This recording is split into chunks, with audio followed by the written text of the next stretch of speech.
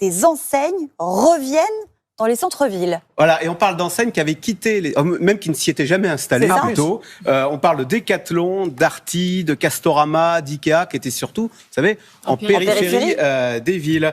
Eh bien, elles sont en train de s'installer en centre-ville. Alors évidemment, elles s'appellent Decathlon City, pour bien comprendre, ou Castorama Express, pour voir que c'est rapide, etc. Alors pourquoi font-elles cette migration ? Eh bien, je vais vous le dire, parce que le client est roi. Et le client, il n'a plus envie de passer son samedi après-midi à prendre sa voiture. D'ailleurs, bien souvent, il n'a plus de voiture pour aller en périphérie des villes, acheter des articles. Et puis, il y a une deuxième chose qui est arrivée, c'est qu'on achète maintenant sur Internet. Et donc, si c'est un peu loin pour retirer le produit, on se le fait livrer chez soi. À la limite, on veut bien aller le retirer si la boutique n'est pas trop loin de chez soi. Donc, tout l'important de ces grandes enseignes, c'est d'être près des consommateurs. Chez Decathlon, on s'est même fait une religion.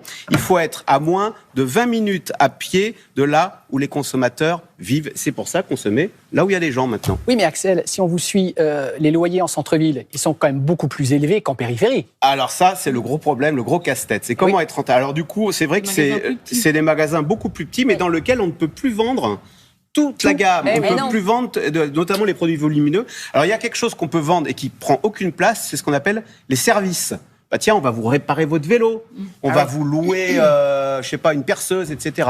Donc, ils développent beaucoup les services. En fait, ce à quoi on assiste, c'est le renouveau des commerces de proximité. C'est le commerçant qui vient chez vous. On l'avait assisté à ce phénomène, vous savez, ça s'était intensifié pendant le Covid, avec, dans l'alimentaire, la désertion de ces hypermarchés qui faisaient 10 000 mètres carrés, qu'on trouvait beaucoup trop gros, où on se perdait. Et c'est la mode des supérettes de centre-ville maintenant. Et c'est un mouvement qui est même encouragé par les pouvoirs publics parce que ces ZAC, ces zones d'activité commerciale, c'est ce qu'on a appelé la France moche. Et on n'en veut plus de la France moche. On préfère, le gouvernement a lancé les opérations Action Cœur de Ville. Bah voilà. On veut revitaliser les centres-villes. Il vaut mieux voir ça que marquer à louer où il y a des centres-villes qui sont déprimants parfois. Exactement. Alors là, en plus, c'est vrai qu'il y a des places à prendre parce que malheureusement, il y a de nombreuses enseignes de textiles, de vêtements qui ont fait faillite. Et donc, ces enseignes dont je parlais au début, eh bien, récupèrent ces emplacements. C'est aussi une bonne réponse aux achats sur Internet. On va acheter en bas de chez soi et ça fait vivre tout un quartier.